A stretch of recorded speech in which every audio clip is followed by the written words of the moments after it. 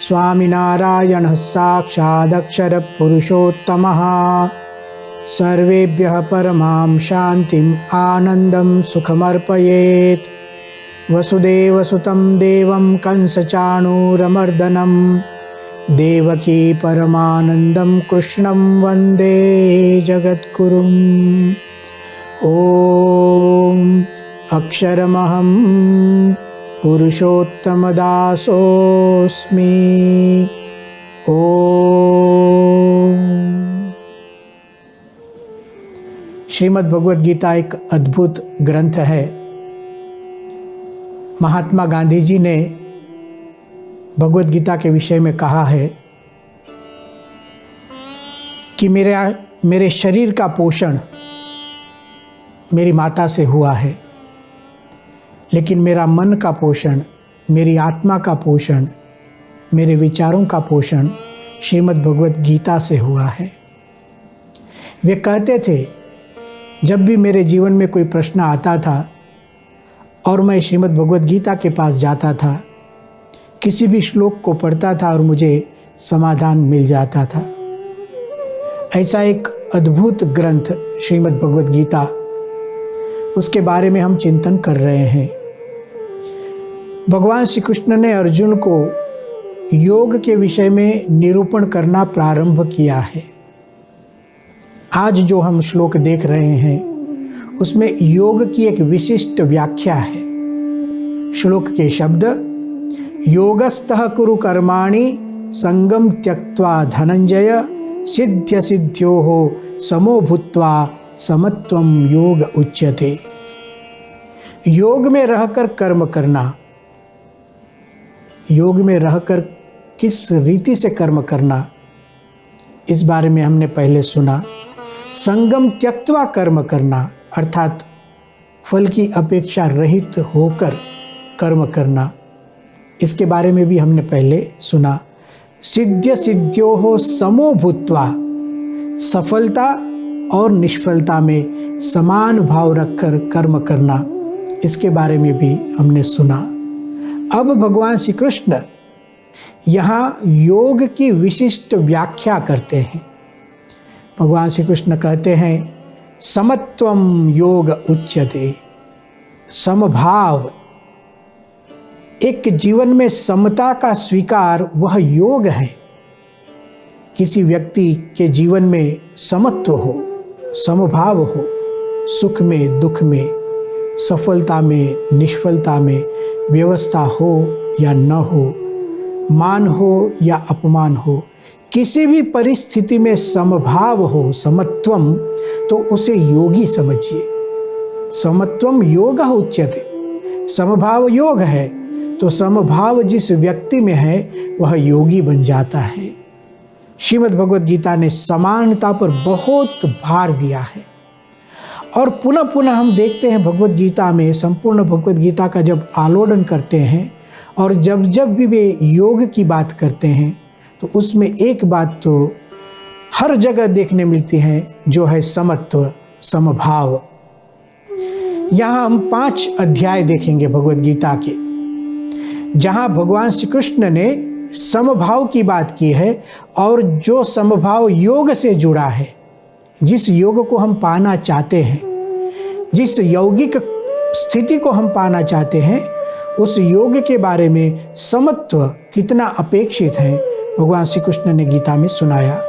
जैसे सबसे पहले दूसरे अध्याय के 38वें श्लोक में भगवान श्री कृष्ण कहते हैं, सुख दुखे समे कृत्वा लाभा लाभौ जया जयो ततो युद्धाय युज्यस्व नैनम पापमवाप्स्यसि। अर्जुन, पाप से दूर रहना चाहते हो तो समत्व प्राप्त करो। कहाँ समत्व प्राप्त करना है? सुख दुखे समे कृत्वा। सुख और दुख में समान भाव। देखिए, बाह्य दृष्टि से सुख सुख है, दुख दुख है, उसमें समान भाव क्या है? सुख आए तो भी स्वीकार लेना और दुख आए तो भी स्वीकार लेना, यह समभाव है। दोनों भगवान की इच्छा से होता है। इस प्रकार का समान भाव, सुख भी भगवान की इच्छा से, दुख भी भगवान की इच्छा से, यह समभाव है। श्रीमद् भगवद गीता कहती है सुख दुखे समे कृत्वा।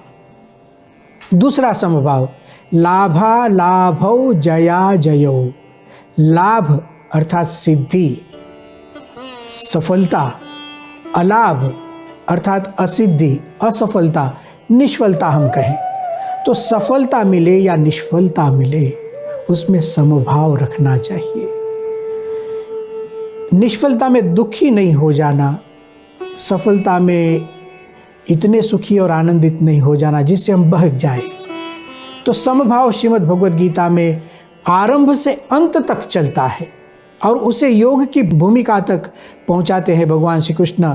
फिर क्या कहते हैं, ऐसे समभाव को प्राप्त करो ततो युद्धाय युज्यस्व, और फिर युद्ध करो। यहाँ युद्ध शब्द युद्ध के लिए नहीं है, कर्तव्य के लिए है। समभाव को प्राप्त कर कर्म करो, जो भी कर्म हमें करना है, जो हमारा कर्तव्य है, तो कर्तव्य के साथ साथ एक वैचारिक साधना समभाव की भगवान श्री कृष्ण यहाँ दिखाते हैं। तो ऐसे दूसरे अध्याय में उन्होंने कहा, अभी हम जो श्लोक सोच रहे हैं समत्वम योग उच्यते, यह भी दूसरे अध्याय का वाक्य है। उसके आगे जाकर छठे अध्याय में जहाँ स्पष्ट रूप से योग का निरूपण है, योग की व्याख्या है, योग के प्रकारों की बात हुई है, योगी के भी लक्षण हैं, बहुत स्पष्टताएं वहाँ पर हुई है। वहाँ पर भी भगवान श्री कृष्ण समत्व की बात करते हैं। देखिए शब्द क्या है, ज्ञान विज्ञान तृप्तात्मा कूटस्थो विजितेन्द्रियः युक्तः इत्युच्यते योगी समलोष्टाश्मकांचनः।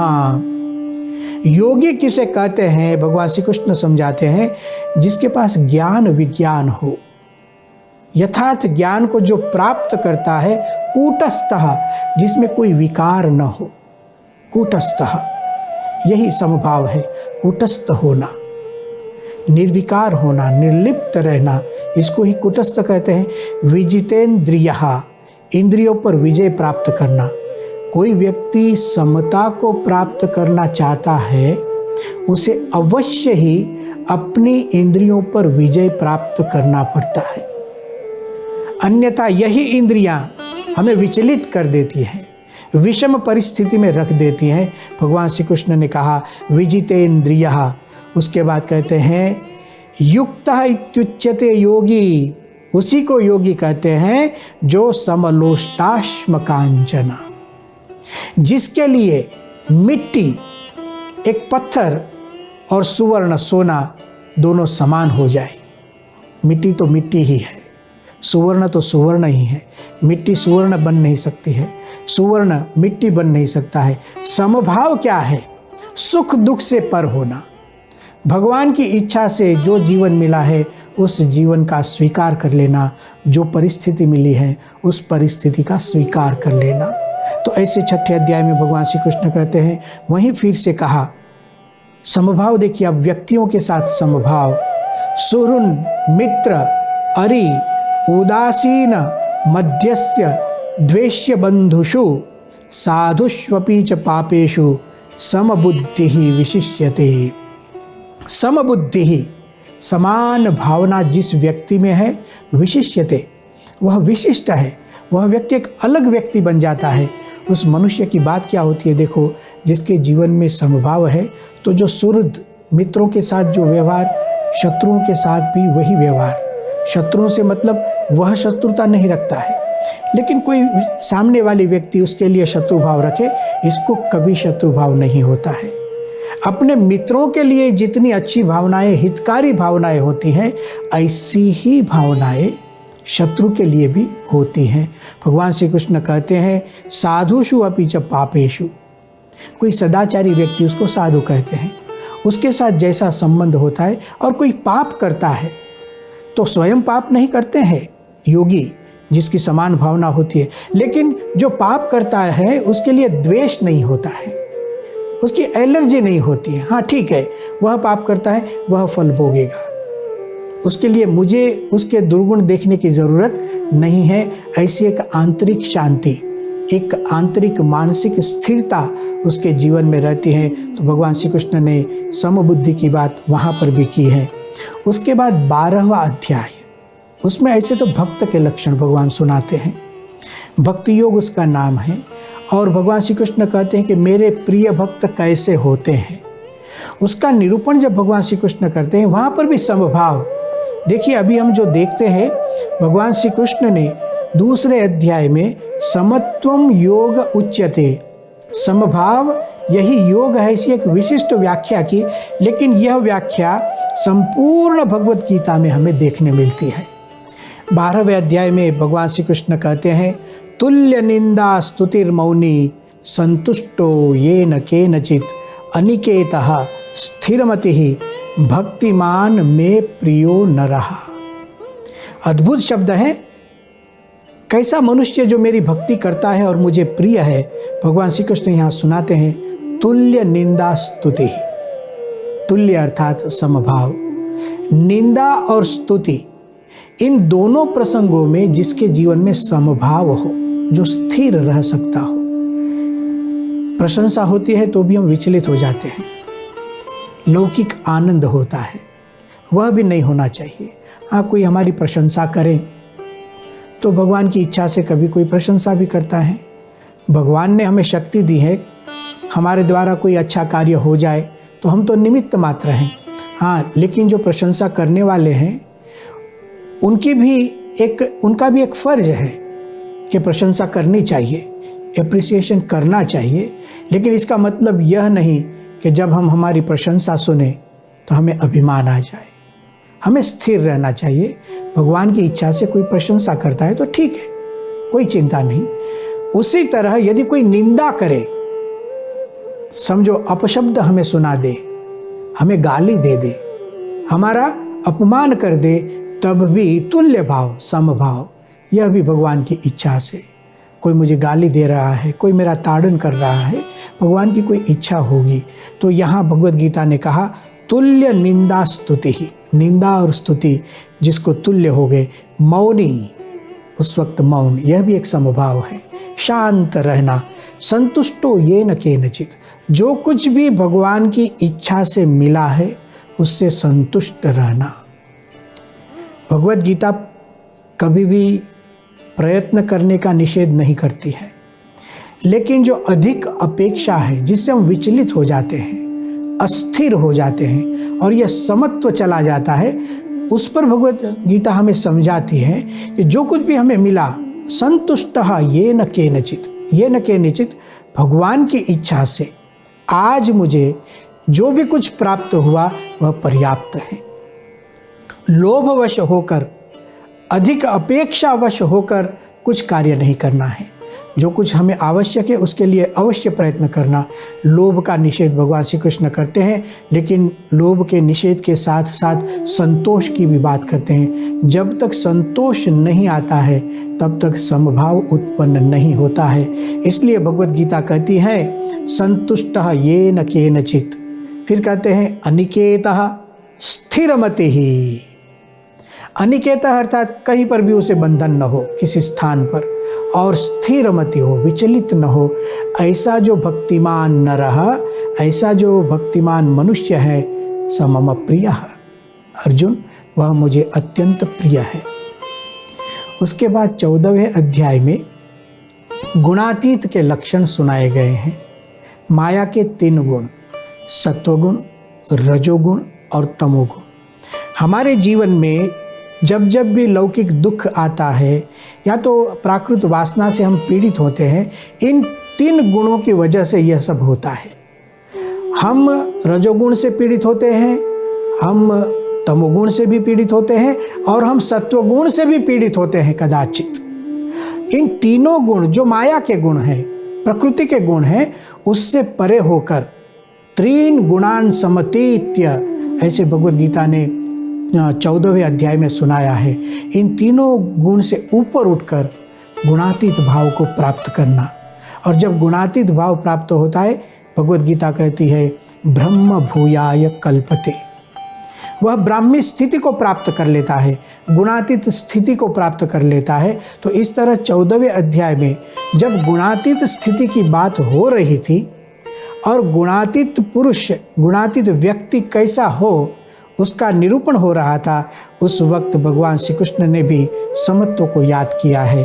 भगवान श्री कृष्ण कहते हैं, सम दुख सुख स्वस्थः समलोष्टाश्म कांचनः तुल्य प्रिया प्रियो धीहि तुल्य निंदात्म संस्तुति। समत्व को ही मुख्य रखा है। सबसे पहला शब्द सम दुख सुख स्वस्थ, सुख दुख में समान। देखिए वारंवार यह शब्द आते हैं, स्वस्थ रहता है। स्वस्थ अर्थात निरोगी। निरोगी कौन है भगवत गीता की दृष्टि से? जिसमें समभाव, सुख और दुख दोनों देह के साथ जुड़े हैं। आत्मा तो निर्लिप्त है, आत्मा तो परमात्मा के आनंद से आनंदित है, तो उसको सुख दुख कैसे विचलित कर सकते हैं? भगवान श्री कृष्ण ने कहा, सम सुख दुख स्वस्थः समलोष्टाश्म कांचन। जैसे 12वें अध्याय में भक्त के लक्षण थे, तब भी यही बात की। अब गुणातीत के लक्षण है, तब भी यही बात की। तुल्य प्रिया प्रियोधीहि, प्रिय और अप्रिय दोनों तुल्य है जिसके लिए। परिस्थिति, पदार्थ, व्यक्ति, चाहे कुछ भी हो, प्रिय हो या अप्रिय। प्रिय से मतलब देह के अनुकूल, अप्रिय देह के लिए प्रतिकूल। देह के सुख के लिए कुछ अनुकूल, देह के सुख के लिए कुछ प्रतिकूल। जो अनुकूल होता है उसे हम प्रिय कहते हैं, जो प्रतिकूल होता है उसे हम अप्रिय कहते हैं। भगवत गीता हमें देखिए लौकिक भाव से ऊपर उठाती है। तुल्य प्रिया प्रिय, प्रिय और अप्रिय ऐसी कोई बात ही नहीं होती है योगी के जीवन में। उसके लिए तो समभाव होता है। ऐसा कहकर भगवान श्री कृष्ण कहते हैं, तुल्य निंदात्म संस्तुति ही। जो बात पहले भगवान श्री कृष्ण ने कही थी वही बात यहाँ याद की। निंदा और स्तुति में समभाव। भगवान श्री कृष्ण जब पुनः पुनः अर्जुन को सुनाते हैं, इसका मतलब यह होता है हमें भी इन सब बातों को पुनः पुनः याद करना है। संपूर्ण दिन में जब जब हम कर्म करते हैं, हमारा दायित्व निभाते हैं, तब इन सब बातों को हमें याद करना चाहिए। उसके बाद 14वें अध्याय के बाद 18वां अध्याय, जहाँ संपूर्ण गीता का उपसंहार होता है। समझो भगवत गीता के दूसरे अध्याय से उपदेश का आरंभ हुआ था। भगवान श्री कृष्ण ने जब अर्जुन को देखा था दूसरे अध्याय के पहले श्लोक में, तम तथा कृपया विष्टम अश्रुपूर्णा कुलेक्षणम विषीदंतम इदम वाक्यम उवाच मधुसूदनः। जब भगवान श्री कृष्ण ने पहले अर्जुन के सामने देखा था तो वो रो रहा था, उसकी आंखों में आंसू थे, उसके मन में दुख विषाद था और एक मोह, एक वासना सृजना शक्ति से घिरा हुआ था। ऐसे अर्जुन को पूरी गीता का उपदेश किया।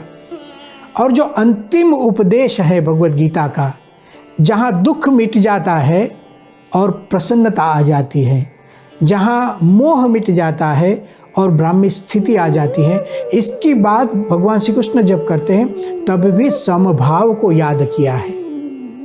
18वें अध्याय में 54वां श्लोक भगवान श्री कृष्ण कहते हैं, ब्रह्मभूतः प्रसन्नात्मा न शोचति न कांक्षति समः सर्वेषु भूतेषु मद्भक्तिम लभते पराम। जो व्यक्ति, जो मनुष्य ब्रह्मभूतः ब्राह्मी स्थिति को प्राप्त कर लेता है, ब्राह्मी स्थिति को प्राप्त करता है, उसका सीधा फल प्रसन्नात्मा, ये उसका लक्षण है।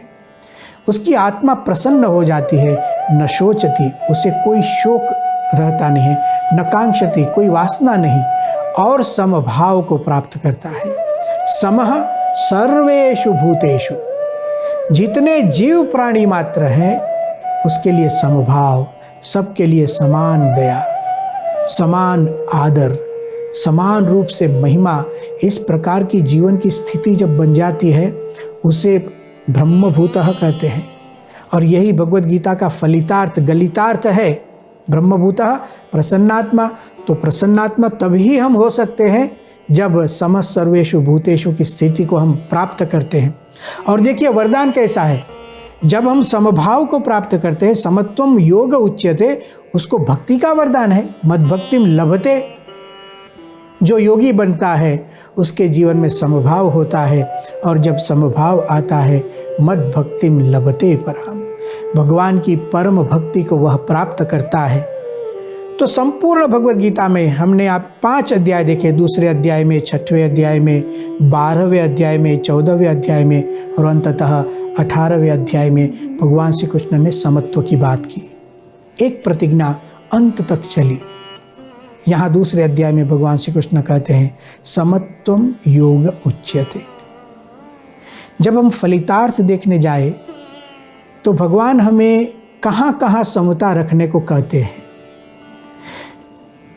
पदार्थों में समता, जैसे उन्होंने कहा मिट्टी हो या सुवर्ण हो, अर्थात जो बाह्य वस्तुएं हमारे घर में है, व्यवस्था और अव्यवस्था, उसमें समभाव। स्थल में समभाव, आज कहीं अच्छी जगह पर है, कल कहीं भगवान की इच्छा से ऐसी जगह आ जाए जहाँ प्रतिकूलता हो, वहाँ समभाव। तीसरी, व्यक्तियों में समभाव।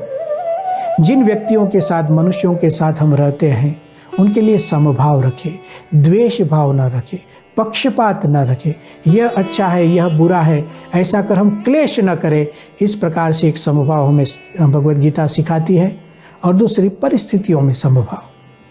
सुख या दुख की परिस्थिति, मान अपमान की परिस्थिति, हर परिस्थिति में आनंदित रहो। ब्रह्मभूतः प्रसन्नात्मा न शोचति न कांक्षति। इस तरह से अद्भुत समभाव की बात की। देखिए, हमारे महापुरुषों के जीवन में स्वयं भगवान इस धरातल पर आते हैं तो हमें समभाव का दर्शन कराते हैं। देखिए, मर्यादा पुरुषोत्तम भगवान श्री राम स्वयं भगवान है, लेकिन एक अद्भुत जीवन उन्होंने हमें दर्शाया जिसमें समभाव दिखता है। किसी ने भगवान श्री राम के लिए लिखा है, आहुतस्याभिषेकाय विसृष्टस्य वनाय च न मया लक्षितस्तस्य स्वल्पोप्याकार विप्रमः। भगवान राम को राज्याभिषेक हो रहा था तब भी खुशी थी, और मंथरा ने कुछ कहा कैकेयी जी को, और कैकेयी ने 2 वरदान मांग लिए और वनवास मिला। कोई चिंता नहीं और कोई विचलितता नहीं, कोई क्षोभ नहीं। न मया लक्षितस्तस्य स्वल्पोप्याकार विभ्रमः। उनकी मुख की रेखा कृति पर लेशतः अपि कोई विकार नहीं। यही है समभाव। तो भगवान श्री राम के जीवन से हम भी सीख सकते हैं। हमारे जीवन में भी कभी राज्याभिषेक अर्थात कुछ मिल जाए, और कभी वनवास, कभी छिन जाए, मिल जाए तो भी आनंद, छिन जाए तो भी आनंद। इस तरह से यहाँ योग की एक अद्भुत व्याख्या की, समत्वम योग उच्यते। इसके बाद जो कुछ भगवान श्री कृष्ण ने कहा अगले व्याख्यान में हम सुनेंगे। ओम शांति ही शांति ही शांति ही।